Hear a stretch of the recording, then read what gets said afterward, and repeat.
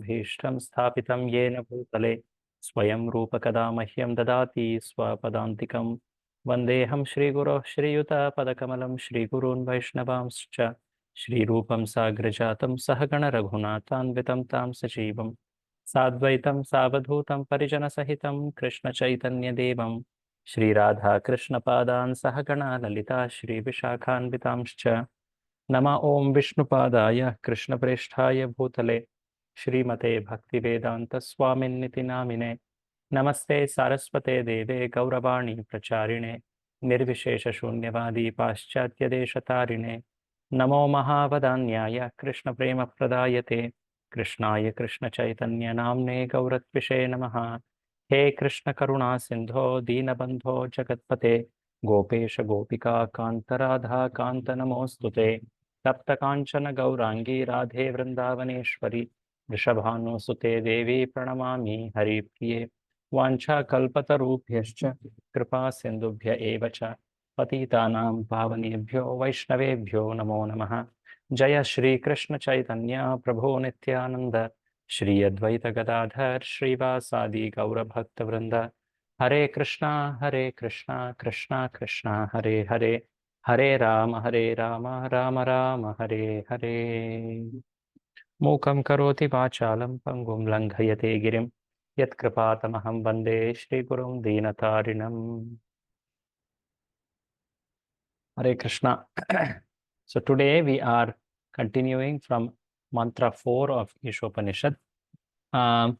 Today is a holy day. It's the day of appearance of Vamanadev, Vamana Dwadashi. Amazing Leela of Sri Lord Krishna that he took the form of Vamanadev for a very special pastime.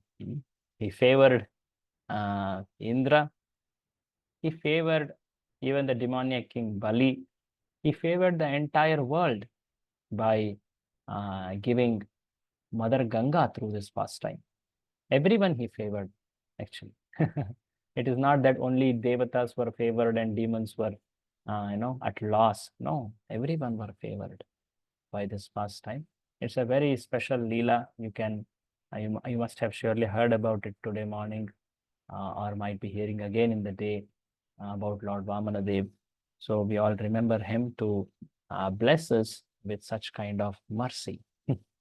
And of course, the Leela is important because of Bali Maharaj, his wonderful quality of Atmanivedanam, surrendering everything to the Lord. Very, very glorious quality, which we should all aspire to attain. And today is also appearance day of one more Acharya. Have you noticed it? Very important Acharya in our parampara. Who is that? Have you found it? Hare Krishna. Am I audible, by the way? Srila Jiva Goswami, sir, Prabhu. Srila Jiva Goswami. Jiva Goswami is such a very important contribution he has made. Many, many contributions he has made. Prabhupada tells that he was so scholarly. He preserved and presented Sri Chaitanya Mahaprabhu's teachings in amazing manner. After Vyasadev, if there is anyone who can be called a scholar, it is Sri Jiva Goswami. He wrote lakhs of verses. I heard 4 lakh verses he wrote, equaling up to Vyasadeva. So he was so scholarly. At the same time, he did so many varieties of services. He made the temple constructions happen of the earlier Goswamis, like Rupa Goswami, Sanatana Goswami, and he in fact arranged for transmission of their books, spreading of preaching. He taught it to his students, and then he engaged them in preaching also. Many, many things. When he was actually at Vrindavan, it was the time of very strong Mughal rule. It was actually at the Akbar's end, actually. And he knew what might happen in future. in one sense. So he secured the properties of the temples of Vrindavan in many manners, and he helped to preserve that in future also. So anyway, there are many, many glories of Sri Jiva Goswami too. So we offer respects to him. Vancha kalpatarubhyascha kripa sindhubhya eva cha patitanam pavanebhyo vaishnavebhyo namo namah. Hare Krishna. Some of you are at Vrindavan, I heard. Huh? Those who are at Vrindavan should especially visit Srila Jiva Goswami's place. Huh? He was there. Yes, He was there personally at Radha Damodar Mandir. Huh? There are many, many pastime places of Sri Jiva Goswami in Vrindavan. It's a very special day. Thank you very much. So let us proceed to our subject, that is Ishopanishad. Let's quickly recite these verses for our memorization. Om Purnamada Purnamidam Purnat Purnam Udachyate Purnasya Purnamadaya Purnameva Vashishyate Isha Sarvam Yatkincha Jagatyam Jagat Tena Tyaktena Bhunjitha Magridah Tasya. So far we have seen a very important tattva coming in mantra 1, Ishavasya tattva. We had seen this very elaborately in mantra 1, and later in the further mantras, the benefit of this Ishavasya tattva following and what loss one has if one doesn't follow, that also was seen. So mantra 2 and mantra 3 are all connected to mantra 1. So we had seen what benefits one gains by following Ishavasya tattva, that is, he is saved from greatest danger of gliding down to lower life forms, non-human birth. And even if one doesn't complete perfection, he doesn't attain perfection in spiritual path, Ishavasya path, he will at least have a noble next life.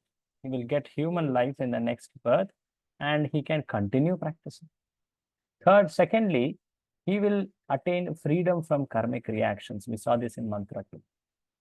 And the losses, the verses describe that one will have to work very hard for fulfilling one's needs if he doesn't follow Ishavasya tattva. How it was and all, Prabhupada had described in that purport, mantra number 3. And if one doesn't follow, he will actually eventually fall into very dark future, a very ignorant future of animal life and hell. So we had seen this. So today we will enter mantra 4 onwards. Before entering mantra 4, I want to point out to all of you one very important fact, which is at this moment about the course.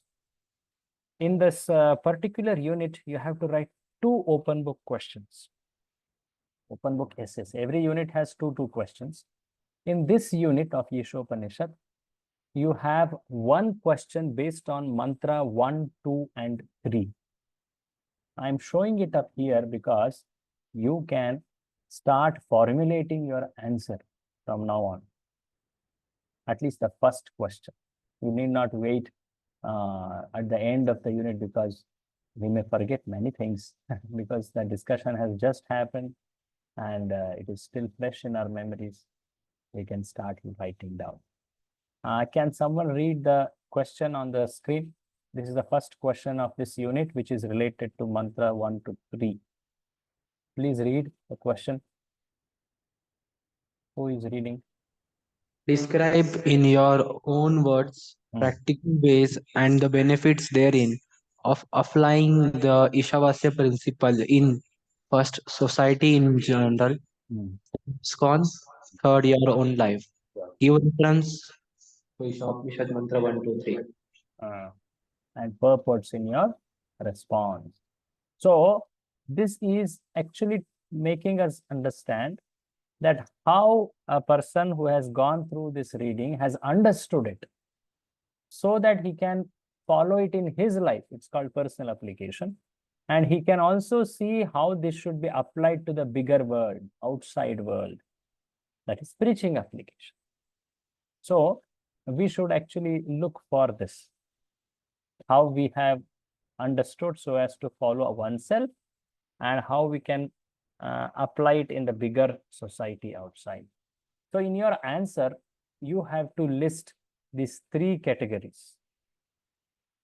Society, here society means the society at large, which is not a devotional oriented. No, it is not ISKCON society. ISKCON is that is ISKCON here means a devotional community. Say we are all living in Pune, in the community of devotees where we live. How can this be applied? And what benefits one gains? In society, in community of devotees, and thirdly, in personal life. Personal life. Like say, for example, I'll just give a small clue and you all can list more of such points from there. Like Prabhupada talks about vegetarianism. I know. Did he speak about vegetarianism? What did he explain? Any of you remember? In Ishavasya Tattva regarding that? Regarding the food, vegetarianism and all. Any of you recollect? So the consciousness in the trees or whatever vegetables we eat is less as compared to animals. So there is no harm, and at the same time we with gratitude offer it to the Lord. So because of that we don't get any reactions of that, and that is the way we follow vegetarianism. Yeah, that's true. So Prabhupada tells that you can mute here. So Prabhupada tells that how the quota for human beings is vegetarian food. There are two things which he says as the things for humans. Actually, many things can be said, but Prabhupada mentions two. One is with respect to food. What type of food? Vegetarian food. One should not kill animals to satisfy one's tongue, Prabhupada mentions. Is it not? One doesn't have a right to harm other animal like that. So one can apply this to the society, is it not? He's telling about society only. How in the society today there is so much of difficulty, trouble because of not following. And how, if it is followed, that problem can be solved. You have to explain it. You're getting? I'm talking about an application in the level of society. So you list food, vegetarianism, and then explain how in current society it is not followed. If it is followed, what benefits one gets. Like that you explain. Like another thing is, in the society currently, there is capitalism and communism. Prabhupada did speak about it in the purports. I'm not talking anything new. It is there in Prabhupada's book, is it not? So from there, capitalism and communism, and what difficulties one has because of that. And what does Prabhupada explain? How should a society be? He explains that it should be God-centered society. And how such a society will resolve problems, say like wars, say like conflicts between the countries, between the communities, castes, states, whatnot, right? You can explain. You can give even practical current day affairs and mention how this could be solved if one follows Ishavasya Tattva. Like, I'm talking about society. Similarly, you can talk about ISKCON.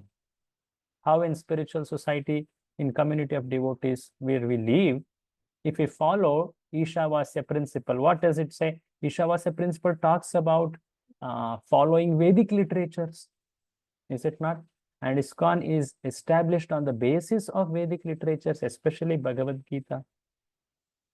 And how one should preach this message of Bhagavad Gita very regularly. One should distribute books of Bhagavad Gita, which Prabhupada has given us. And one should practice it. How that will resolve so many problems of personal conflicts, quarrels, is it not? and any wrong type of behavior one may do even in community of devotees, it may resolve. You can explain. You're all getting an idea how to do this? Huh? Any questions? Yes, Prabhu. So like that. Like one more example, if I have to tell for personal life, like you can all say, oh, in the Srila Prabhupada's explanation of Ishavasya Tattva, he told about how one should be living simple and high thinking. He told, na, simple living and high thinking. There was a word like that in Prabhupada's purpose. So the principle is simple living and high thinking. So how my life can be made simple, how simple it is currently, how complex it is. We can go and check how much am I using things which are not really necessary, which are like atyahar, and how I can follow Ishavasya Tattva by giving away what is not necessary to others. Is it not? And how I can get benefited. You getting? Like this, you have to start listing under different categories of society, ISKCON or community of devotees, and personal. And while listing, you can mention what is it that in Ishopanishad's mantra or purport that you are telling as to be followed. You can quote it. Like Prabhupada is telling, the question says, give reference to Ishopanishad mantras and purports. You have to quote it. Say, in this particular mantra, Prabhupada says in purport, so and so statement. Now, this can be used as a application at society, and this will be the benefit. You explain in your own words. You should do it in your own words. Very important. Do not just replicate from Prabhupada's purports. You can quote it, but you explain it in your words. Is this clear? Hare Krishna. Yes, Prabhuji. Okay. Can I safely start understanding that you will all start answering this question from any time after class or maybe tomorrow onwards or any time now? Okay, you have time now. First question is out. You start answering. And any question you get while answering, you can, of course, ask me at the end of sessions. Okay. With this in view, let us now go to mantra 4. There is one more question in open book. That question has answer. You can pick the answer point starting from mantra 4 up till the end of mantra, end of Ishopanishad, that is mantra 18. Can someone read this second question? Radha Gokulan, read. Establish in your own words with appropriate evidence from Sri Ishopanishad verses, purports, analogies, and Prabhupada's Sri Upanishad lectures in the form of the Lord. Preaching application. Okay. So, Ishopanishad, it teaches two important points for which Prabhupada always stressed Ishopanishad. First thing it tells is how to live in this world in harmony. It teaches Ishavasya Tattva, how to live in this world in harmony with nature and God. That is Ishavasya principle. Now, the second thing it tells is how God is ultimately personal. Usually people say in Vedas, there is no description of form of God like that. But there is a lot of indications. Actually, Vedas don't talk about God directly. They talk more about fulfilling one's material desires so that one can continue becoming prosperous and continue living. That's called karma kanda. We will discuss that part ahead. But more about form of God is described in actually Puranas, in Pancharatras, in Puranas, in Srimad Bhagavatam, such kind of books, Bhakti Shastri. So, but nonetheless in Vedas, there are sufficient proofs to show that how supreme truth is ultimately personal. It is not impersonal only. It is ultimately personal. There is Brahma feature, but there is ultimate feature is Bhagavan. This is indicated. There are a lot of proofs. So this question is telling that you should all, with evidence from Ishopanishad verses, establish, means prove how the ultimate feature of Lord is personal. So from mantra 4 onwards, that is today when we learn, you should extract those points as we read. It will come from mantra 4 only. In the verse itself, it will start appearing. Okay, so with this in view, you should approach and start collecting those gems. So in the answer, you should quote many evidences. There are many evidence, at least some 5, 6, at least evidences. And you should explain them in your answer, which you will find it by the end of Ishopanishad. Okay. So can we now start mantra 4? Hare Krishna. Yes, Prabhuji. Please, all of you open your books. Mantra number 4. So mantra 4, let's recite it. Anejadekam manaso javiyo. Say it.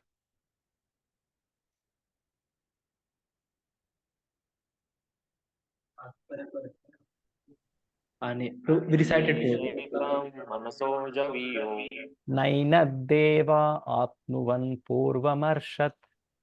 Nainadeva Purvamasat Tadhavatoniyan atyeti tishtat. Sadhavato Jnanati Tishtat Tasminnapo matarishva dadhati. Tasminapo Madrishwadati. So this mantra 4 is now going to describe that Isha. There was a rule which Isha had made how to live in this world, that we saw in mantra 1. Now, more description about that Isha will be given from mantra 4. When a person follows this Ishavasya principle for many years and he gets a lot of benefit, he develops an inquiry spirit. He develops inquisitiveness, curiosity to know about the person who has made Ishavasya Tattva. It's a simple curiosity. I am getting so much benefit by following Ishavasya Tattva. Who is this Isha? Everything is property of his. Can I know more about him? That kind of a inquiry will be answered from mantra 4. So from mantra 4 up till mantra 8 is another aspect of Ishopanishad, which is to say how to know about that Isha. At first, it tells how that Isha or Supreme cannot be understood. What are the wrong ways to approach? What are those ways by which one cannot understand about that Supreme Person? Usually, people employ their senses, mind, intelligence independently. That will not help one to know that about that Isha. But what will help, that will also be described in mantra 6 and 7, telling that what will help is cultivating spiritual vision. After telling the right method, that is spiritual vision, then at the end, in mantra 8, the qualities of that Isha are mentioned. So we will go step by step. Mantra 4 tells, including mantra 5 also, how that Isha cannot be understood by one's own intelligence, independent use of intelligence, logic, speculation. So let us see this mantra's meaning, how this is explained here. Is this all clear so far, Hare Krishna? Yes. Okay, you can stop me at any place when you find it's not understandable. Okay. So the shloka says, Anejat. See the word to word meaning? Anejat. Ejati means to go. Anejat means to not go. Anejat means fixed. Anejat, that Isha is fixed at one place. Ekam, him. Isha is stationed at one place. Is fixed. Where is he fixed? In spiritual world. Is it not? We say God is in spiritual world. At the same time, that God, that Isha, Manaso Javiyo, he can run faster than mind. Javiyo. Manaso Javiyo, he can even run faster than even mind. Come on, mind is considered as the fastest traveling means. You know? Like right now, we can be sitting in Pune and think of Radha Kund on Radhashtami Day or Barsana Dham. Our mind is gone there, actually, is it not? It remembers our past experience there and all that. So there is nothing faster than mind. But here it is described, God is faster than even Mind. mind. And it is told further, Nainat Deva Apnuvan Purvamarshat. No devatas can excel him. All devatas, there are so many types of devatas. Indra, Chandra, Varuna, Vayu, so many. It's described that 33 crores or like right? many categories of devatas. All of them cannot, bypass him, cannot excel him, cannot surpass him. Tadhavato anyan atyeti tishtat, because God runs so fast. He is fixed at one place, but he can walk or run fast than everyone. And he controls tasmin apo matarishva dadhati. He controls those devatas. He controls those devatas who give water.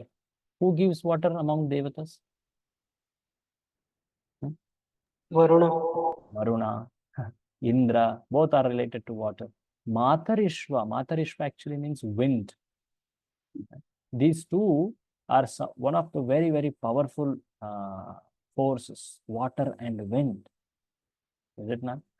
So far, very recently, we had profuse rains around in Maharashtra, and now still some places it's happening actually.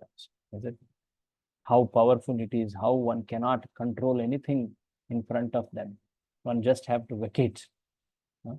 People were recently had so much of landslides, and loss of so many lives also because of rains. Similarly, wind.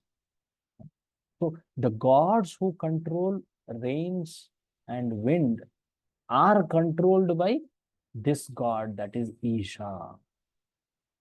My God. That God is not named, Isha is not named. In the entire Upanishad, you will not find name of that Isha. He is addressed as that person, this person, him like that. He is never addressed in first person. He is never addressed in by name. There is a reason for it. It will come ahead. Read translation. Although fixed. Although fixed in his abode, the personality of Godhead is swifter than the mind and can overcome all other runnings. The powerful demigods cannot approach him. Although in one place he controls those who supply the air and rain, he surpasses all in excellence.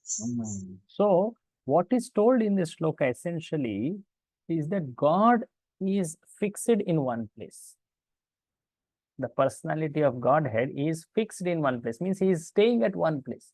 At the same time, he can be in this world everywhere, and he can be excelling all the devatas than their powers. So, how can one person be at multiple places? This is, it's not understanding. That is the point here.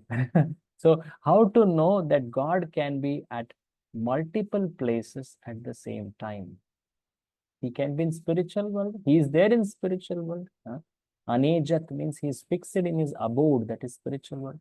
At the same time, he is there in this world everywhere. This world means material. How is that? How can we understand this? That is the description of this verse by Prabhupada in the purport. Okay. May I request another devotee to take up reading so that everyone gets chance? Who can read from here purport?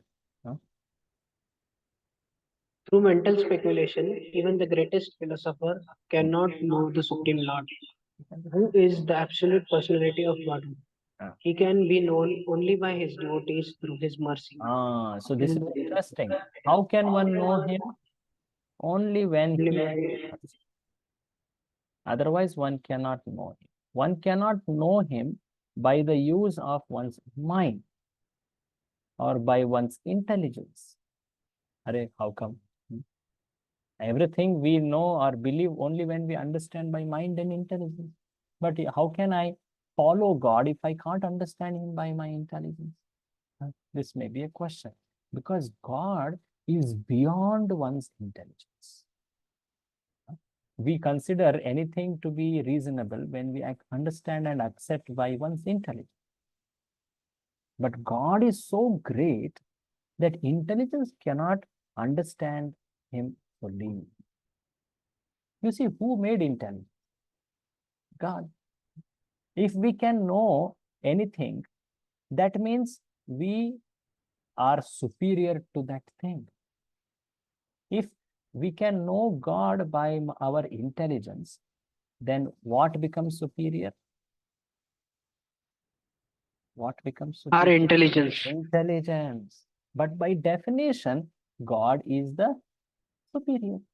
There is nothing which is beyond God. There is none who is equal to or higher than God, right? So sometimes we say, oh, I should know by my intelligence or logic. No, but logic is inferior to God. You can understand something about God, but not everything about God. So we should not give this kind of reason that only if I understand by my intelligence fully, then only I will follow God. No. There are many things in this world we can't understand by our intelligence fully, yet we accept and follow.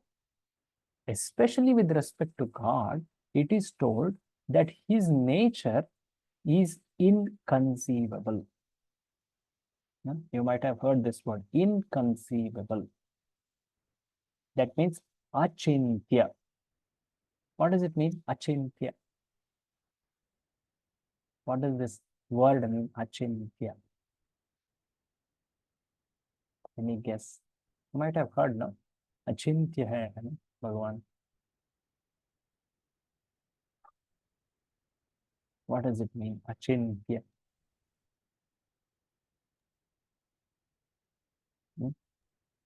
Does Is it it mean filled with unlimited? Yes. Unlimited. Unlimited. That is ananta. Anant matlab unlimited, unending. But I am talking achintya. Have is you? it something related to qualities? Yeah, it is related to qualities. Okay, let me try to explain myself. See, anything we know by our intelligence, it is called chintan. हम चिंतन करते हैं, बोलते हैं ना, चिंतन. We know by our chintana. Chintana means by use of our intelligence. But God is beyond our chintan. That's why he is called achintya. He is beyond our mind and intelligence. That's why it's called achintya. This word will come again and again in this shlokas from mantras 4 to 8. In fact, the rest of Upanishad, rest of the verses in this Upanishad, it will keep repeated. So anyway, you will read it again in Prabhupada's words. But achintya. So God is beyond one's intelligence. As I earlier told, that if God, we can understand God by intelligence, then intelligence should have been superior, but that's not the case. In fact, God is told by another name called Tarka Agochara. Tarka matlab, have you heard this word? Tarka. तर्क मत करो ऐसे बोलते हैं ना. तर्क मतलब Debates. तर्क मीन्स आर्ग्यूमेंट है ना, Argument. डिबेट है ना, और रीजनिंग. तर्क या logic, all that is called tarka. So God cannot be understood by one's tarka. That's the question. How? Prabhupada will explain it here in the next part. Can you read ahead in the Brahma Samhita? Read this. He will In the give an Brahma example Samhita, for this. Yeah, read. in the Brahma Samhita 5.34, it is stated that even if a non-devotee philosopher travels through the space at the speed of wind or the mind of for hundreds of millions of years, he will still find that the absolute truth is far, far away from him. The Brahma Samhita 5.37 further describes that the absolute personality Before of we go Godhead. ahead, did you all try to recollect which is this verse? Any of you know? Even if a philosopher travels through space at the speed of wind or mind for hundreds of millions of years, he will find God far, far away. Huh? It's a very famous shloka. Panthastu koti shatavatsara sampragamyo. Very good. Sophyasti yat prapatasimya vichimya tattve govindamadi purusham tamaham bhajami. Let me show that verse and let's read that verse meaning, because Prabhupada is actually talking about that verse. Panthastu, yes, got it. See, I'm showing the verse here. You are able to see the verse? Yes, Prabhu. See, the Yes. verse says pantha. Pantha means it's like path. Pantha. One who follows that path is called pantha. So pantha means one who is following in that path. What path? To know God. How long he will follow? Koti shata vatsara. He has practically unlimited time at his disposal. Can we say like that today? Because we ourselves don't live so long. But here it is told a hypothetical situation wherein even if a person has koti shata vatsara, so much time at his disposal, means he will not die till then. Say, for example, for understanding purpose, he has so much of time to know, to reach God. And what speed he can travel? It is told here, manaso, from the speed of mind. One can travel in the speed of wind or even more, that is speed of mind. So he has unlimited time and he has such high speed to travel. If you give this much, this kind of a scenario to any space explorer, he will say he can even reach sun. We do not say. If you get a spacecraft which has so much of fuel, it will travel for so many years, and it has such great speed. He will tell, I will go even up till sun, or even up till the farthest planet, say Saturn or Neptune or Pluto. Some people say like that. Yes, it is possible. But here it is told that even if a person has so much of time and such high speed, yet he cannot prapata simnya avichintya. This word also came, see, avichintya. This is similar to achintya.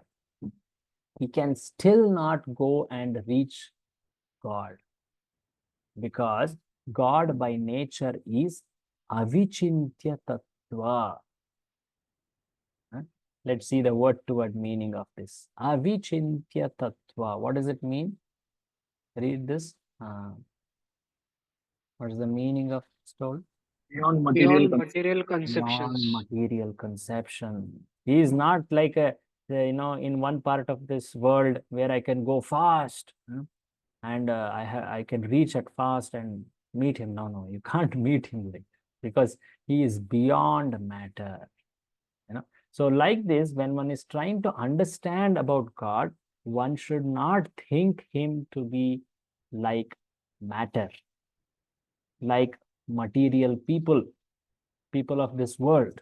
No, that's the caution which Ishopanishad is giving by this verse. Okay, continue reading the Brahma Samhita. Who was reading?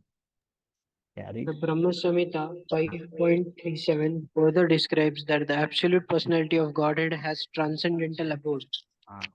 known as Goloka, where he remains and engages in his pastimes. Yet, by his inconceivable potencies, he can simultaneously reach every part of his creative energy. So In the Vishnu, this is also told in, you may remember this verse also, that he is staying in Goloka Vrindavana. At the same time, he is there with every jiva also. Goloka dhamni nija dhamni tale chatasya. That's also described, Goloka dham. At the same time, he is very close, staying in one's heart also as Paramatma.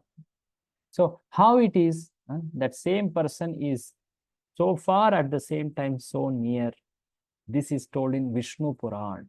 Read this in the Vishnu Puran. in the Vishnu Puran, his potencies are compared to the heat and light that emanate from a fire. Uh, Although situated in one place, a fire can distribute its light and heat for some distance. uh, Similarly, the absolute personality of Godhead, although fixed in his transcendental abode, can uh, diffuse his different energies everywhere. everywhere. See, earlier also we saw the example of lamp. Remember this? Lamp, fire, and heat. Any of you recollect what was the principle Prabhupada had taught from there? even in the dark room, if we lamp, we Huh, fire a lamp, huh. heat room. Yes. There is Okay. I think you got muted, Rishikesh, bro. Yeah. Yes. yes, bro. You can say something you're saying. Yes, bro. We in that particular analogy, there is one particular source from which the light is being thrown away, and every other particular creation, in the creation, every other uh, object is getting energized from that particular Correct. source. Yeah, that was the principle. The principle there, which was explained earlier in Mantra 1, is that God is situated in spiritual world. And from there, he is giving out his energies which reach even material world. Just like a lamp which is in one corner of the room, it is situated in one corner, one place. And from there, it is giving out heat and light, which actually spreads across the whole of the room. Is it not? One can experience, oh, light, little heat also, is it not?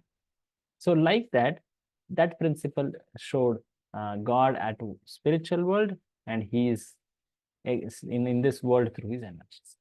And here what is told, the potencies of Lord, it is actually same only, is it not? That's also same. The potencies of Lord are compared to heat and light, and they are diffused. God is in spiritual world, transcendental abode. He is fixed. From there, he is giving out this heat and light, or his energies. So the point is, God is not like people of this world or any mundane people whom we can understand by traveling fast, by having a lot of time at our disposal. Okay, if only I can reach to him, I know about him. If only I can devise a spacecraft by which I can go to his planet, say Golok Vrindavan, then I know about him. No, you can't make such kind of a claim. It is not a possibility For that only Prabhupada showed Brahma Samhita verse. So we all know this example. You must have heard this so many times, and you must have even explained to others this example, this story on the screen. Yes, Prabhuji. Yes. What is the lesson, Prabhu? Any of you recollect? Just tell the lesson. The story is called Six Blind Men and an Elephant. What lesson we see in this story? One may approach God in very different ways, but the one who has eyes, who has completely seen, can only understand what elephant really is. Ah, very good, very good. Anyone else want to add to it? Very nice. Anyone else want to add? Continuing, like he told that if somebody has eyes, Ah, so the eyes or the person who is not blind Ah. can be considered as guru, and only through his help only we can be able to actually see or yeah, feel God. yeah, correct, correct. Just like to see this elephant, one needed some eyes, and that were not there with the six people. Similarly, to see God, who is entirely spiritual, you need spiritual eyes. But we don't have it. What we have is material eyes. Is it not? So that's why we can't understand. Even all our senses, our mind, intelligence are all material. We can't understand God by our material senses and mind and intelligence. So this actually tells that how we have limited perception, how we are limited in our understanding. So describing further, Prabhupada says how Lord's energies are in this world. We had seen this earlier also, but nonetheless we will read. Anyone else want to read from here? I want all others also to take turns. Who else can read? It's there. Yes, Prabhuji. Pado, Krishna. Supreme Lord and his energies. Hmm. Although his energies are innumerable, they can be divided into three principal categories: Hmm. the internal potency, the marginal potency, and the external potency. Hmm. There are hundreds and millions of subheadings to each of these categories. Hmm. The dominating demigods who are empowered to control and administer such natural phenomena as air, light, and rain are all classified within the marginal potency of the absolute person. Hmm. Lesser living beings, Hmm. including humans, also belong to the Lord's marginal potency. Hmm. The material world is the creation of the Lord's external potency. And the spiritual sky, where the kingdom of God is situated, is the manifestation of his internal potency. So there are innumerable energies of Lord, uncountable, infinite, but they all are put into these three large categories: internal, marginal, external. Simple words. Internal in Sanskrit is also told as antaranga, and external is called bahiranga. Simple words, is it not? So external is called bahiranga, internal is called antaranga, and marginal is like in the middle. It is like tatastha. The word used is tatastha. So can someone quickly recollect the words, Sanskrit words? The three types of energies. Antaranga, Bahiranga, and Tatastha Shakti. Tatastha. Very simple. Now this is usually explained with respect to a sea or ocean and shore, the seashore. Any of you know this example? If someone knows, they can tell it so that they themselves can explain it. Anyone, if you know? Hare Krishna. Bro, could you please repeat the question again? The question is, these all energies are explained with the example of a seashore. Do any of you know about it? I'm asking. If any of you know, you can explain. That's right. Have you heard? No, Prabhuji. No, Broji, we haven't heard. That's okay. That's okay. If not, then it's fine. There's nothing wrong about it. are lacking in that. So, okay, see, this is compared with the scenario of a ocean or seashore. The water in the seashore is like antaranga energy, internal energy. And the land, which is not touched by the water, is external energy or bahiranga shakti. So the antaranga shakti is the water which is very deep, which is very vast, which has innumerable types of life forms within it. And the land has different nature. It is having different types of life forms there. Its characteristics are different. There is no touch of water there. That is bahiranga shakti. Now there is something in the middle which is sometimes in touch with water, sometimes not in touch with water.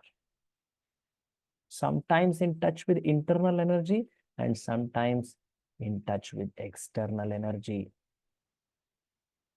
And that energy is called marginal. Marginal also means in Sanskrit what? What was the word? Tatastha. Tatastha. Tatastha. The word tatastha means tata. Tata matlab kya hai? Tat. Nadi ka tat. Samudra ka tat. Shore. One who is on the shore or tata means he can be under the influence of water sometime or sometimes not under the influence. Similarly, marginal energy is in the middle. Actually, who comes in marginal energy, Any example? What type of examples are given under marginal energy? All of us. The conditioned jivas in this world, they all come under marginal energy. External energy is like the inert matter, the five, Pancha Mahabhuta. Not only that, all 24 elements, all of them which don't have any consciousness, they all come under Bahiranga Shakti. Antaranga Shakti is that energy which is actually so much in touch with the Supreme Bhagavan that anyone who comes in touch with internal energy becomes spiritualized. He attains Bhagavan. Actually, internal energy refers to spiritual world, the people there, the articles which are used for Lord's service, the place, the dham, the associates, the parshadas, all of that. Sometimes the internal energy comes to this world also, the land of external energy, like the deities, the liberated devotees of Lord. They are also internal energy only. But here, usually you find in this world external energy, that is Mahamaya, but there is marginal energy also, which is Tatastha Shakti, which is conditioned living entities like all of us. So, like the shore, which can be sometimes under the influence of internal energy or water, and sometimes under the influence of external energy, that is matter. We are also affected like that, right? We don't we see like that in our experience? Like we have a spiritual consciousness and sometimes we lose that spiritual consciousness. Actually, we don't lose, it becomes covered in that. So like that, the Tatastha Shakti is also explained. So what are the three types of energy and what are their Sanskrit names? Who remembers?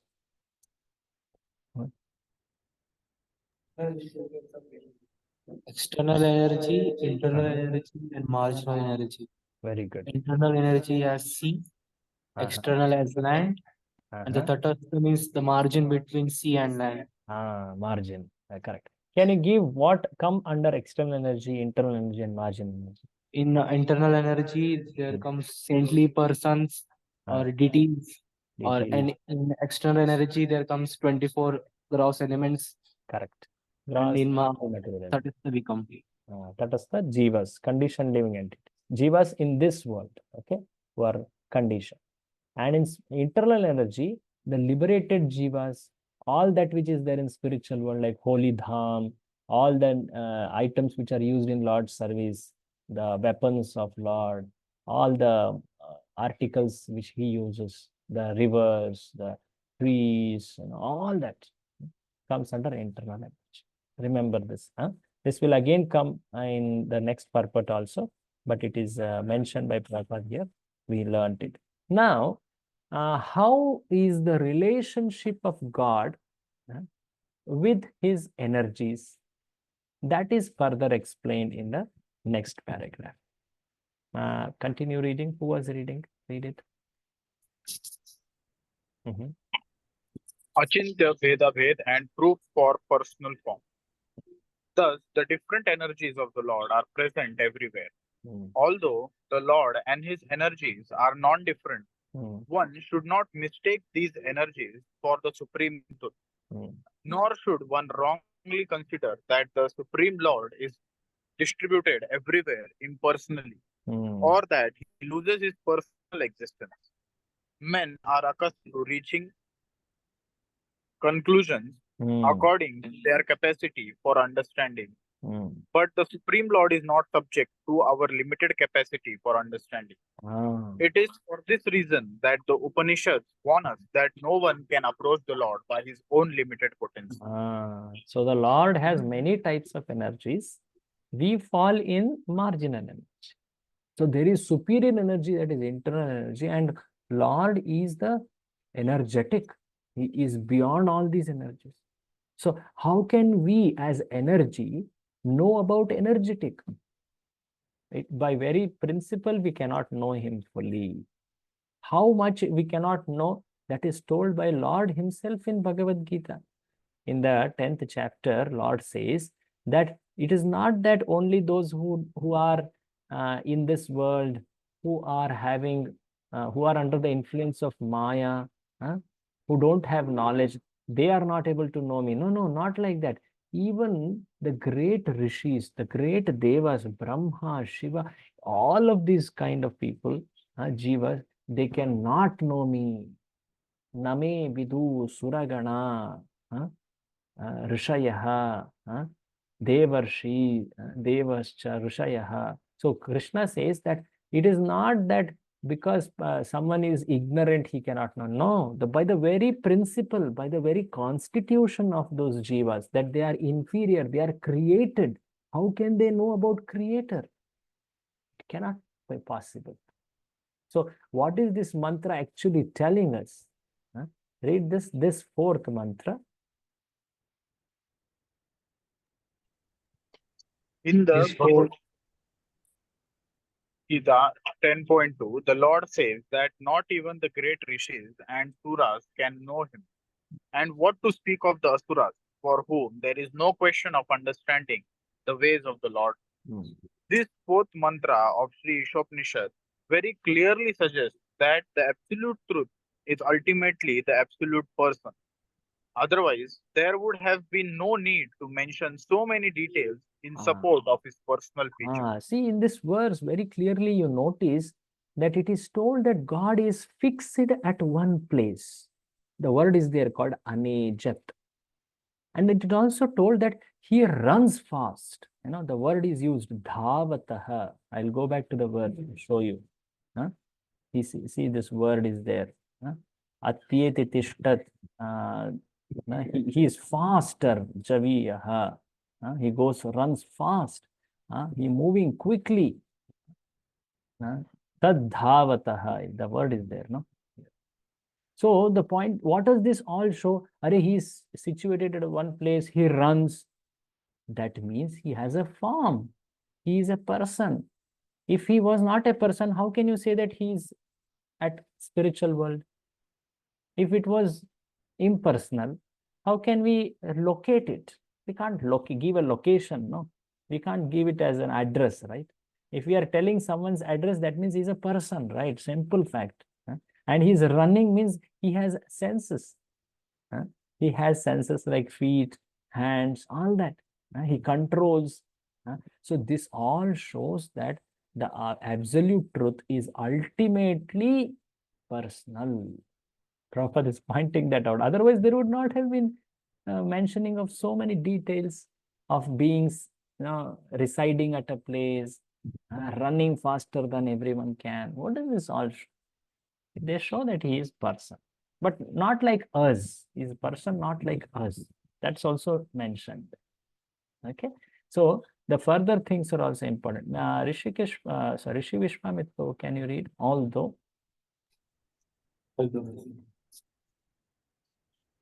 Although the individual parts and parcels of the Lord's marginal potency have all the symptoms of the Lord himself, they have limited spheres of activity and are therefore all limited. The parts and parcels are never equal to the whole, therefore they cannot appreciate the Lord's full potency. Under the influence of material nature, foolish and ignorant living beings who are but parts and parcels of the Lord try to conjecture about the Lord's transcendental position. Three Ishopanishad warns of the futility of trying to establish the identity of the Lord through mental speculation. One should try to learn of the transcendence from the Lord himself, the supreme source of the Vedas, for the Lord alone has full knowledge of the transcendence. See, the word part and parcel in Sanskrit, it actually means amsha. Jivas are the amshas of Bhagavan. Like Prabhupada is telling here, the individual jivas are part and parcels of the Supreme Person. So the amsha means small fraction. Na? It can never be equal to the actual whole. It is not possible only.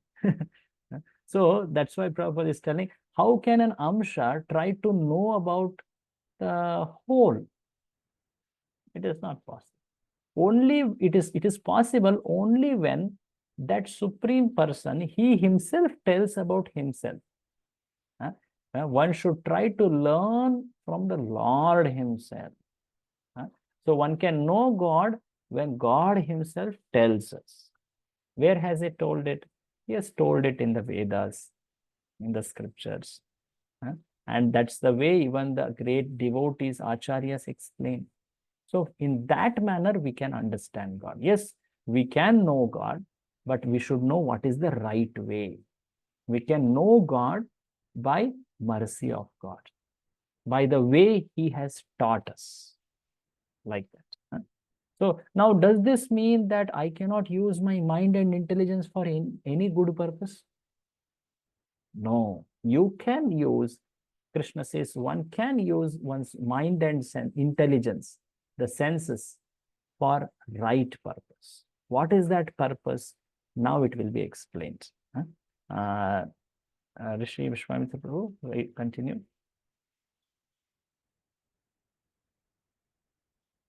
Who is reading? Can't see him. Anyone else? Hare Krishna. Read.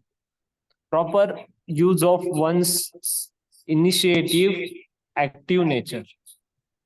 Every part and parcel of the complete whole is endowed with some particular energy to act according to the Lord's will. When the part and parcel living entity forgets his particular activities under the Lord's will, he is considered to be in Maya, illusion.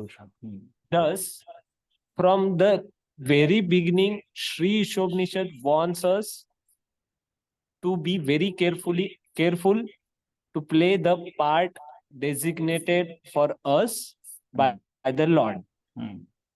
This does not mean that the individual soul has no initiative of his own. Because he is part and parcel of the Lord, he must partake of the initiative of the Lord as well. When a person properly when a person properly utilizes his initiative or active nature with intelligence, understanding that everything is the Lord's potency. He can revive his original consciousness, which was lost due to association with Maya, the external energy. So this is interesting. Prabhupada is actually telling us what is the right way to use one's mind and intelligence. See, this word is there called initiative. Have you heard this word? What does it mean, initiative? Showing excitement or personal interest. Interest, correct. Or voluntarily coming ahead to do something. Is it not? Initiative. Yes. One should take up initiative to clean the streets of our society. They say, is it not? Cleanliness, Swachha Bharat. Take initiative to do cleaning, they say. Is it not? So initiative means one voluntarily does something. By using one's mind, intelligence, he has that desire. He desires it. Is it not? So Jiva is active. Every living person is active. He can think, he can feel, he can do something. He can decide to do something. That's called initiative taking nature, active nature. So that is there in the jivas. How is it there? Because God has given to everyone. God's qualities are there in the jivas in fraction amount, in very little amount. So one should use this quality of initiative or active nature for serving God. So Prabhupada is telling here, when a person utilizes his initiative or active nature with intelligence, understand everything as Lord's potency, he can revive his original consciousness. Means one can use his ability to think, to reason, to do something for service of Supreme Person Krishna. Once Srila Prabhupada, he was visiting many temples, of course. He was at a temple and many devotees were coming to him and they were telling that what service they are doing and how they are doing. And that was very pleasing to Prabhupada. Prabhupada was very happy. Some book distributors were coming and telling how they are distributing books. Some pujaris were coming and telling what all services they are doing. Like this, many types. Some people who are constructing temples were coming ahead. Some people who are in publishing books, they were coming ahead. So many different devotees were coming and telling their services. One devotee who was seeing all this, he was feeling that I am not doing anything for my spiritual master. What can I do to please him? So he thought he will go and ask. His name was Ishan Prabhu. This happened in Europe, one of the countries in Europe. So he went and he asked Prabhupada, Srila Prabhupada, I see that you are so happy when all the devotees are doing so many services to please you. Can you please tell me something by which I can please you? The Prabhupada told, what do you want to do for me? Prabhupada asked, what did he ask, Prabhupada? What was the reply of Prabhupada? What do you want to do for me? What do you want to do for me? Actually, the disciple went to tell Prabhupada that, please tell me something by which I can please you. Prabhupada told, what do you want to do for me? In fact, specifically, he told, what do you want to do for Krishna? Then this disciple, he asked, Prabhupada, what do you want me to do? Then the Prabhupada was telling, what do you want to do for Krishna? Then again, Prabhupada is telling the same question. The disciple was asking same thing and Prabhupada is telling same question. So the disciple started thinking, why is Prabhupada telling like this? Maybe he wants me to say that I want to do this for Krishna, for you, for my Guru. And then he told, okay, Prabhupada, I will tell you tomorrow. And then he went away for some time. He thought about this whole thing. The next day, after Guru Puja, Prabhupada called this Ishan Prabhu And he asked him, did you think about it? What do you want to do for Krishna? Then this Ishan Prabhu replied, telling that, Prabhupada, I thought about it, and I felt that in these temples, which are outside India, there is so much of need for Sankirtan, the Mridangas. And often we get Mridangas from India, and they get broken while carrying or transportation. They get broken sometimes because of mishandling. So I want to design a Mridanga which will not break. And he came up with the idea of making those fiber, which you see in the Western temples, those type of Mridangas. And Prabhupada was very happy. Very good. This is very nice. You can please Krishna by doing it. So what does this pastime show? The importance of taking initiative, where Prabhupada repeatedly gave the same instruction that what do you want to give? Means he was waiting basically for getting the response. See, he came up with the solution by using his own intelligence, is it not? Yes. So one should use one's intelligence in spiritual life, but for what purpose? For serving Krishna, serving Guru, to please them. So, in fact, Guru will be very happy when he sees that, oh, my disciple is using the intelligence properly. So, one should understand that God is ultimately the supreme proprietor. He is the one who has given me the ability to use my intelligence. He has given me the intelligence, mind, my senses, everything he has given. So knowing that, one should offer him respect. One should have an attitude of submission, respectful attitude, and use what God has given us, what Krishna has given us, to serve him. Can you read this last paragraph? Rishi Vishwamitra Prabhu.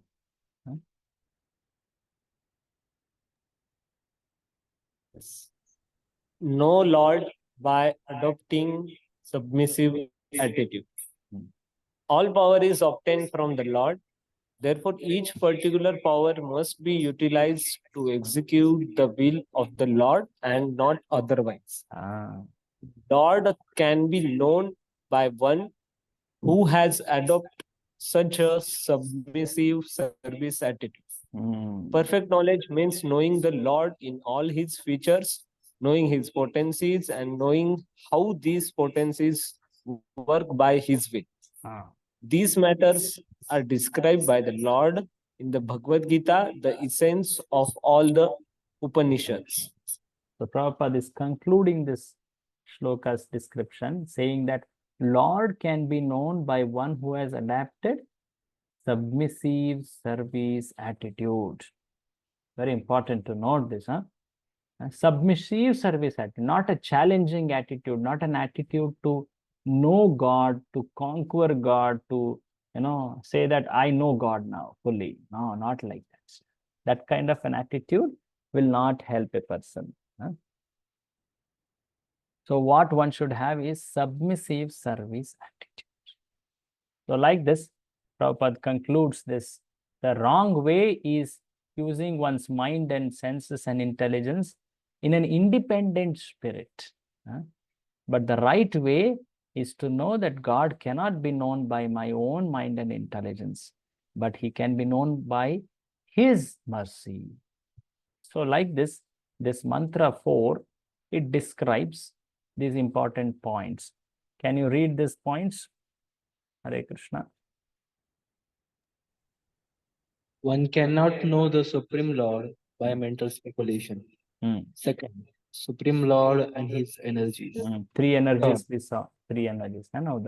Third, Achinta Bheda Bhed and proof of personal form. Fourth, proper use of one's initiative, active nature.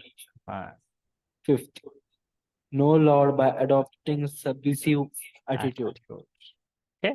So we have seen this very nice, simple purport, but it has very many deep principles. So we did talk about Achintya, but we did not talk about Bheda and Abheda here fully. It will come more in the future purport. Okay. So just be patient. It will come there. That time we will learn from Prabhupada's words there. Any of you have any comment or question? We would also like to enter mantra 5 and learn something there also. Any of you have any comments or questions on what we have seen so far? प्रभु जी हाँ, यहाँ पे जो third point है जो आपने explain किया proof for personal form, पर प्रभु जी ईशोपनिषद ऐसे डायरेक्टली बातें नहीं करता ना कि भगवान है, भगवान कुछ तो कर रहे हैं या फिर उनकी वजह से सब चालू है, तो ये सब इनडायरेक्टली एक्सप्लेन किया जा रहा है. करेक्ट, इनडायरेक्ट है. यस. हाँ, तो प्रभु जी मतलब इसको मायावादी या फिर ब्रह्मवादी वो इनडायरेक्टली में भी ले सकते हैं. बस ये भगवान रन कर रहे हैं तो उसको ऐसे ले सकते हैं कि वो ब्राह्मण है, ब्राह्मण तो रन करता रहता है, कुछ ना कुछ तो करते रहता है, तो उसकी वजह से सब हो रहा है. तो इसको कैसे देखें प्रभु जी? हाँ, see, that's true. The nature of Upanishads is they are abstract. मतलब वो ऐसा डायरेक्टली ऐसा नाम लेके भगवान का क्या कार्य करते हैं वो that is not described in Upanishads. Upanishads are not meant for that. Upanishads, they actually indicate so that one go there. That is liberation or Bhakti Shastras by use of one's intelligence. That's called Jnana Kanda.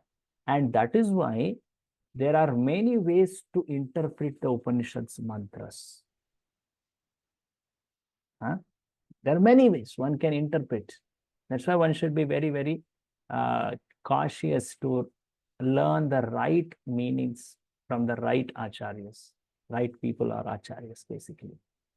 At the same time, if we see literally the Ishopanishad's verses, like in this verse, there was a mention, no, that he is fixed and at the same time he runs. Now, how can this be interpreted? It is there in literal words. Is it not? And later you will find that, oh, that person, you please show your form. There are prayers in Ishopanishad. Will we pray to something which doesn't have form? Prabhu? Radha Gokulan Prabhu or Rishi Vishwanath? No, Prabhu, no. Yeah. Will we pray to something which doesn't have form? Prayer means we are praying to a person, no? Is it not? Yes, Prabhu. So like this, there are enough evidences, even to take literally, to show to people, just see, Ishopanishad is talking about the person, the supreme person. Like that. But the nature of Upanishads is such that one can interpret it in many, many ways. That is also a fact. Yes, Prabhuji. Okay. Any other comment or question?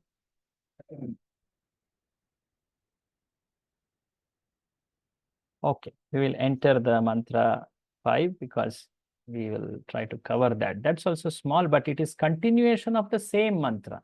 Okay. So what was the same theme actually? So in the mantra 4, you remember this theme. Okay. What was the theme? Yes, here is the theme. Mantra 4 and 5 both talk about this particular theme of how the Supreme Person cannot be understood by one's own mundane logic, speculation, independent use of mind and intelligence. That theme will be continued even in mantra 5. Okay, so let's see that part.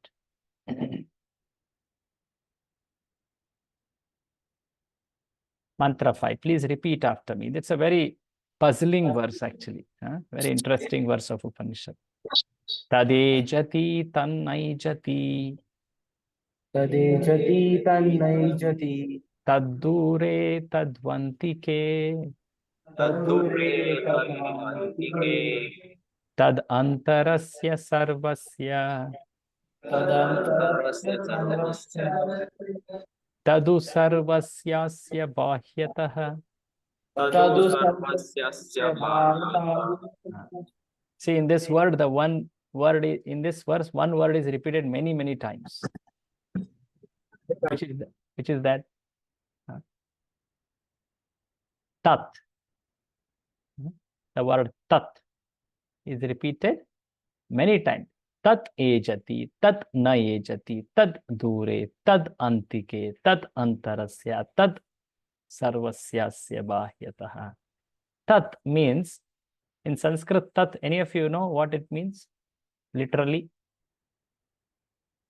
tat, tat, tat. Huh? Have you heard these words? Tat, As it is. no, that's different. Tat, tat means that. Etat means this. You know, it's actually a pronoun. You know, sarvanam hai wo, pronoun. It is not telling the name of that person or details of that person. It is just telling that person. Of course, Prabhupada translates it as Tat means Supreme Lord directly. It doesn't allow people to, keep guessing about who is that. What is told here is Tat Ejati. Ejati means walking. Last time also we saw Anejat, Ejat, and that word. Ejati means walking. Literally what it means is Tat Ejati, that walks. Tat Na Ejati, that doesn't walk. Tat dure, that is very far. Tad antike, that is very near. Tad antarasya sarvasya, that is within everything. Antarasya. Tat sarvasyasya bahyataha, that is outside everything. My God, what is this shloka telling? That walks, that does not walk. That is far, that is near. That is inside, that is outside. What is this that? You may wonder, is it not? It doesn't tell it is Krishna, it is Paramatma, it doesn't say that. So, of course, Acharyas, they explain it in that manner, what it means. Read it. Anyone else would like to take up reading who has not read so far? Hare Krishna. Translation.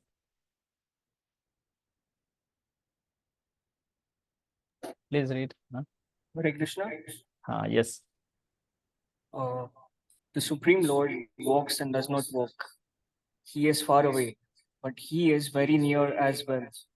He is within everything, and yet he is outside of everything. Just see, how is this possible for one person to be doing this? You can say this person walks. That means he has legs. Now he walks. How can you say it does not walk? Same person cannot walk. This is not possible. You can say this person is far. Say he is in Bombay. That means he is not in Pune. But at the same time, you're telling, no, he's in Pune, he's in Bombay as well. How is this possible? Is it not? He's within everything, he's outside everything. How is this possible? This shows, what does this show? This actually challenges our intelligence. That this person, the Supreme Person, God, is not like anyone of this world. His nature is very different. The form of Supreme Lord is not material, it is spiritual. So that is explained by such kind of very puzzling or contradictory qualities. Contradiction. Have you heard this word contradiction? Yes. What does contradiction mean? Contradiction means. Contradiction. What does contradiction mean? Opposites. Opposites. Yes, opposites. Opposite qualities. So here it's told, walking, not walking. Far, near. Inside, outside. Opposite. How can these opposite qualities be in one person? What is this contradiction? Contradiction means, this is not understandable. This is not right, you say. Is it not? Hey, this is contradictory. That means you don't accept it. But God is described by the way of contradictions. So how do we know it? How do we properly understand God then? Read the purport. Yes, purport. Start. Here is a description of some of the Supreme Lord's transcendental activities executed by his inconceivable potencies. The contradictions given here prove the inconceivable potencies of the Lord. He walks and he does not walk. Ordinarily, if someone can walk, it is illogical to say he cannot walk. But in reference to God, such a contradiction simply serves to indicate his inconceivable power. With our limited fund of knowledge, we cannot accommodate such contradictions, and therefore we conceive of the Lord in terms of our limited power of understanding. For example, the impersonalist philosophers of the Mayavad school accept only the Lord's impersonal activities and reject his personal features. But the members of the Bhagavata school, adopting the perfect conception of the Lord, accept his inconceivable potencies and thus understand that he is both personal and impersonal. The Bhagavatas know that without inconceivable potencies, there can be no meaning to the word Supreme Lord. So Jiva Goswami says that word actually. Without accepting that inconceivable nature, one cannot know God. Achintyaye khalu bhava. Achintya means that is the actual meaning of Ishvara or God. So the word is used inconceivable. Inconceivable means not understandable by our intelligence. That means it is contradictory to our intelligence. The word we talked earlier called achintya, it is actually translated as inconceivable. The Lord is inconceivable. So when we begin to understand God, try to know about God, first thing we should know is we cannot know him by like we know any other material thing. He cannot be known by our intelligence independently. So see, earlier shloka also told it so strongly. The next shloka also is telling us strong. Actually, it's very important. This first, what do you say? The first step, very, very important. That's why it starts like this. What you cannot take help of. What is the wrong means? You should know. Then you can take to the right methods. So when it comes to understanding God, whether he is person or impersonal, there are so many opinions. Sometimes there are big debates about it. A lot of explanations from both the sides.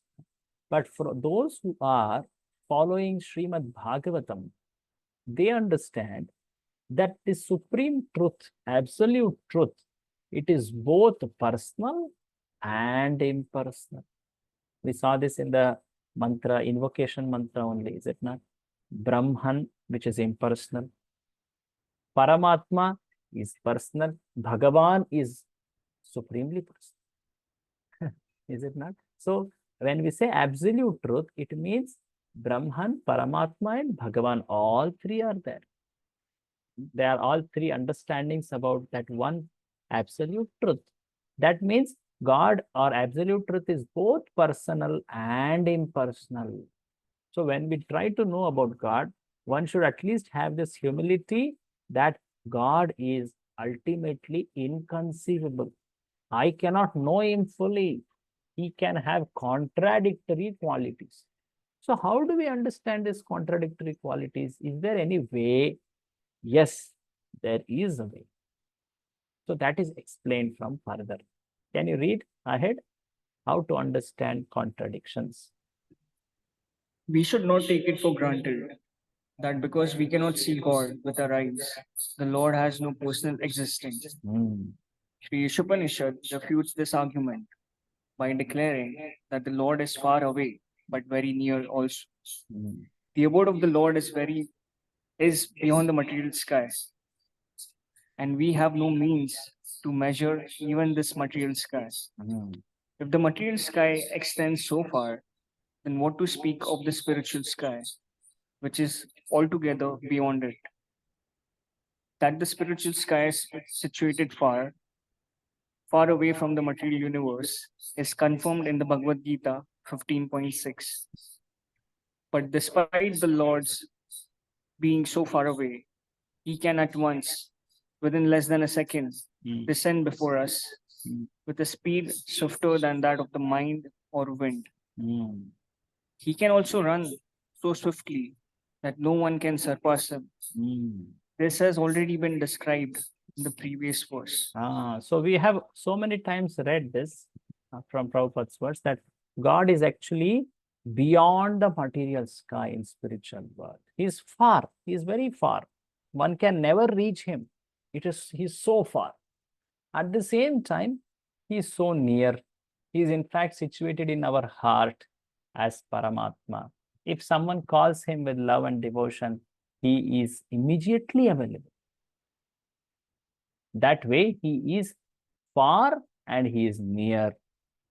Just see this word is coming here. Huh? That's how you understand far, because he, as Bhagavan, is far. At the same time, he is very close to us as Paramatma within every jiva. And if someone calls with love and devotion, with that spirit of service, then God can be immediately experienced. He can help, he can guide. So Prabhupada is explaining that he can at once, within less than a second, descend there. Like for Prahlada, he came. That example will be quoted here a little later. Continue reading. Yet when the personality of Godhead comes before us, we neglect him. Such foolish negligence is condemned by the Lord in the Bhagavad Gita 9.11, where he says that the foolish deride him, considering him a mortal being. He's not a mortal being, nor does he come before us with a body produced of material nature. There are many so-called scholars who contend that the Lord descends in a body made of matter, just like an ordinary living being.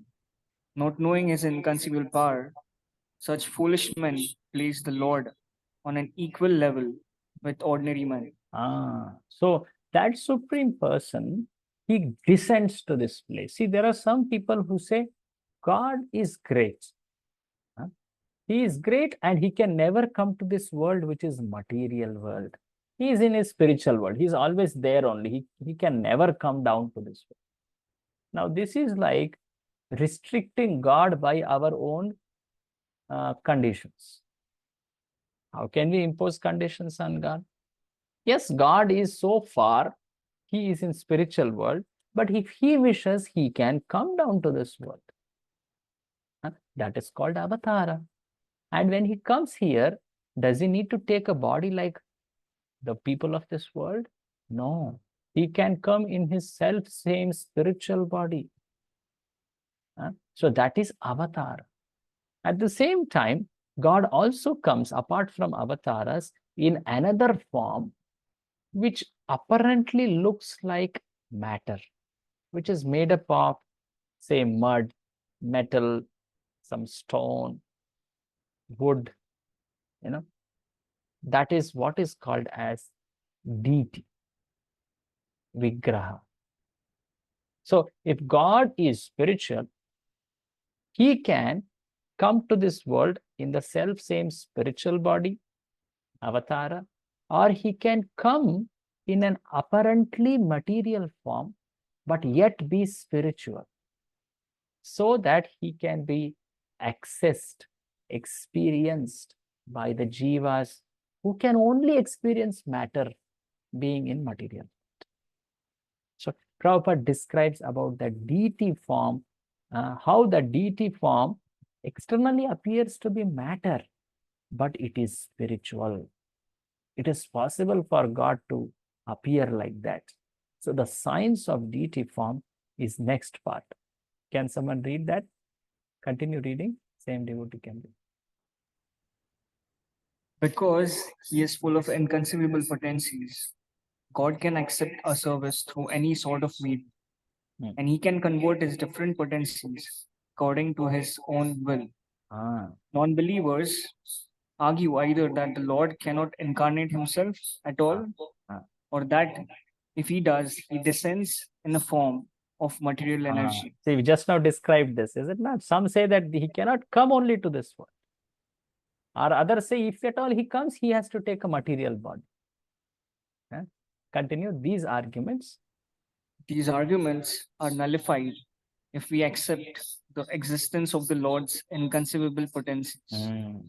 Then we will understand that even if the Lord appears before us in the form of material energy, it is quite possible for him to convert this energy into spiritual energy.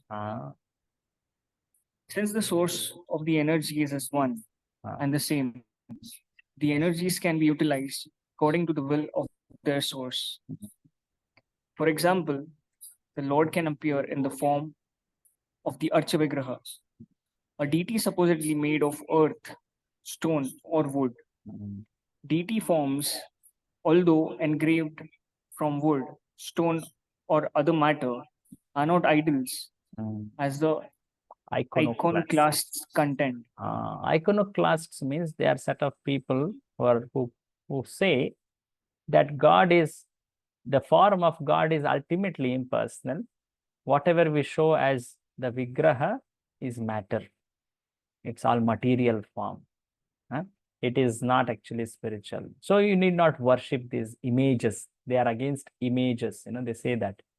To tell you specifically, there is one specific spiritual society in India which says one should not do idol worship. They are against idol worship. And they say deity is also idol. Like that. Any of you know about that? Very famous spiritual society which was very prominent. It was established just before India country got independence. That is Arya Samaj. They are telling that they are based on Vedas, but they don't accept deity worship. So Prabhupada is telling deities, though apparently seem to be made up of earth, stone, wood, or other things like that, metal or like that, but they are not material like what people say like that. Actually, it is possible for God to convert one energy into other energy because he is the source of all energies. Just see, Prabhupada at another place in one of the lectures, he gives this example. The example is of electric station, electricity generating station. We all receive electricity on those power extension wires near our homes. And then that electricity comes to our home through a service line, you see. The electricity which has come is used for different purpose. Through an AC, we get a cooling effect. Through a heater, we get a hot effect. But is electricity cool or hot? Is electricity cool or hot? What do you think? No, it is neither cool nor hot. So the same electricity is used for a cooling effect, or it could be for a hot. The electricity per se doesn't have that kind of nature. Similarly, the Lord's energy is coming from Supreme Lord. Actually, it's Lord's energy. If he wants, he can exhibit it as material, or if he wants, he can exhibit it as spiritual. Because he is the source, he knows how to change the nature of those energies. He is fully capable of doing it. So Prabhupada explains, like this one can understand, though externally material, the deity forms, they are spiritual. See, what is the purpose of the deity form of Lord? The Lord comes to this world as avatars or as deities. Avatars, we understand, yeah. He came at a specific time, he exhibited amazing activities, he taught some good lessons, he did some leelas, he killed demons, many purposes. Why do deities appear? What is the purpose or the goal behind deity worship? Any of you would like to answer this question? To take service from the devotees. Very good. This is in fact the main purpose why Lord appears as deity. It is to receive the service of the devotees. In fact, this is the only purpose. one should not expect deities to exhibit supernatural powers. The deities descend to receive the service of the devotee. They come under the care of the devotee.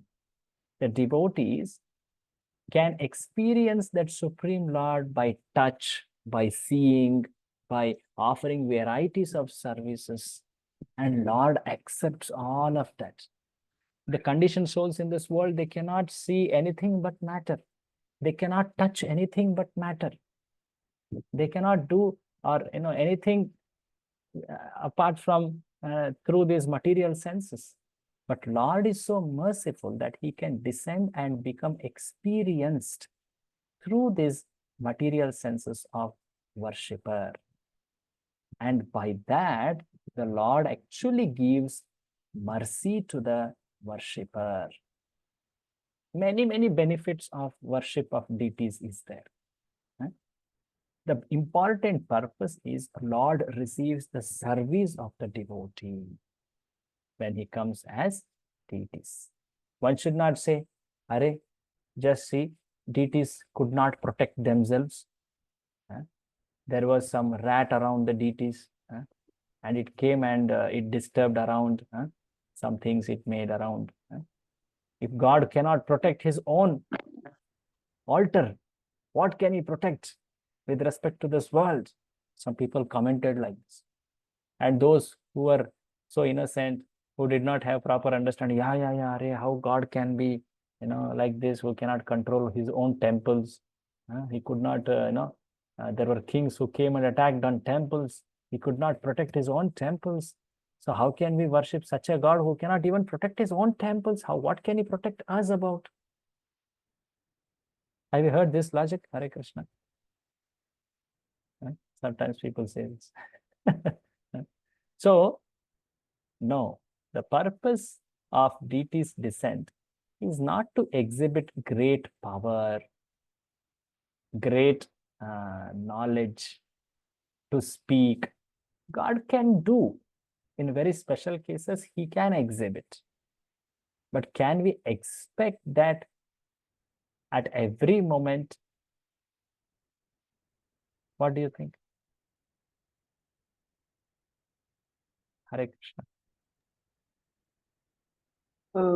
No, bro. Most of the times, the Lord actually sends somebody or some of these energies to protect us. Like that story is given. Like- One person is standing on the shore and water is coming. And Correct. boat, the Lord sends boat 5 times. He's not going in that. He's expecting that the Lord will come. Good recollection. Very nice. God has given, first of all, us intelligence. He gives us intelligence, is it not? Buddhi, dadami buddhi yoga. He also has given devotees. He has given shastras. He has given so much of help so that we'll know more about him. But when he comes as deities, he comes to receive our service.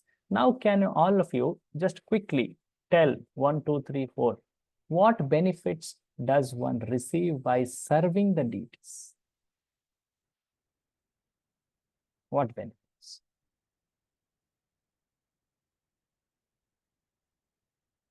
So many benefits are. What benefit a devotee receives by serving the deities? So the first thing is we can be able to connect personally with the Lord in the form of deities. Very good, very good. He sees that, oh, God is person. If I serve him, he becomes pleased. So the understanding that God is person becomes very deep. Not just by reading, but by serving the deities. That's why it's told those who serve deities, they have personal relationship, as Rishikesh Prabhu is pointing out. Yes, any other benefits? All devotees can please contribute. Whoever want to answer can unmute and answer. What else are benefits? So many more benefits are there.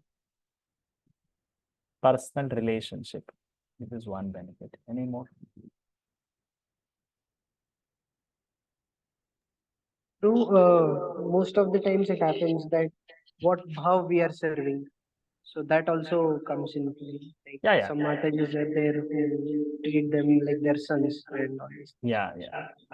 So surely that is the aspect of relationship only. But I am asking furthermore, what else benefits? What else benefits?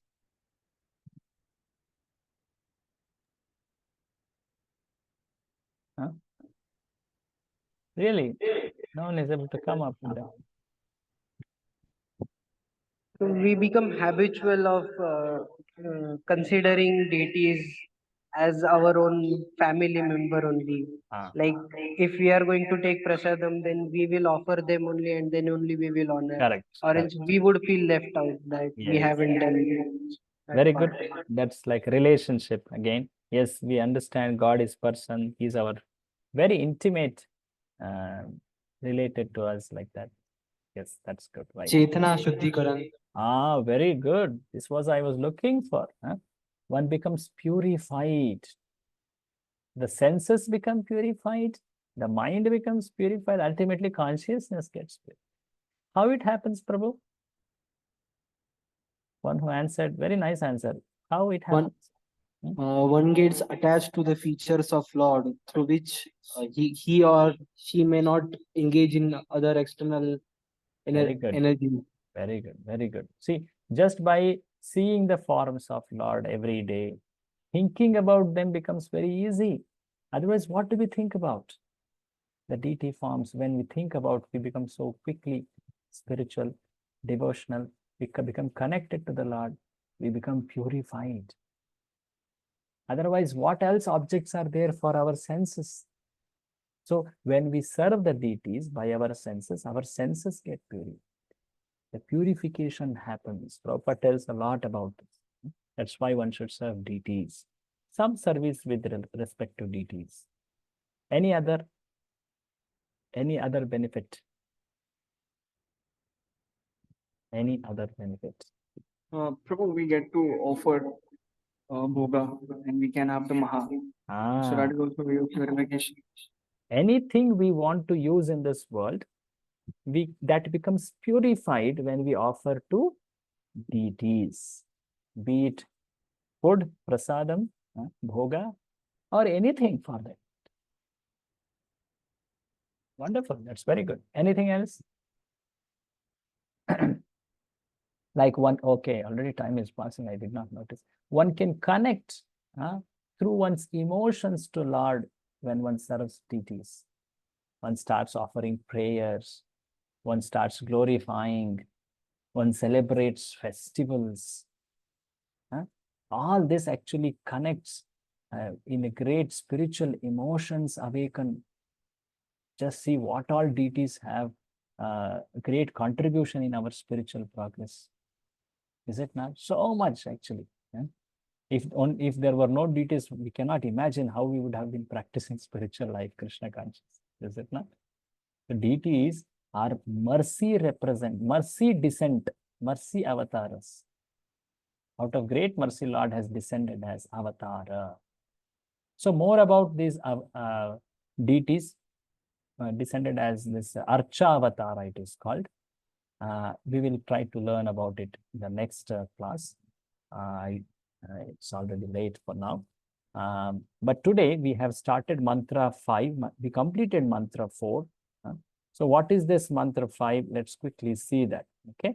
So mantra 5 is in, we saw some of the aspects already. We have come up to the third point.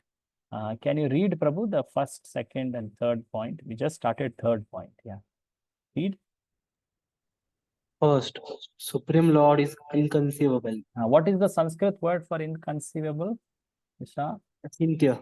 Achintya. This word is important. Okay. Second. Second, how to understand contradictions. Third, signs of deity form. Signs of deity form.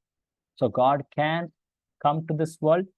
One cannot say that God can never come to this world. No, that's imposing our conditions on God. Oh, how can we do that? And God can come in a spiritual form only, as avatar. And special form, that is Archa Vigraha, appears like matter, but it is spiritual. that is being described by Prabhupada. It will go for the rest of the purport, the description of deity form of Lord will come. We'll see that in next class. Okay. So today we have touched on mantra 4, we completed, and mantra 5 also, we have come to halfway. Thank you very much. Any of you have any question or comments? Hare Krishna. Guruji. Okay. No, bro. Oh, thank you. Thank you. We will meet next Sunday, same time. Srila Prabhupada ki Jai, Jai. Hare Krishna. Hare Hare Krishna. Krishna. Thank you. Thank you, Dandavat Guruji. Pranam. Hare Krishna.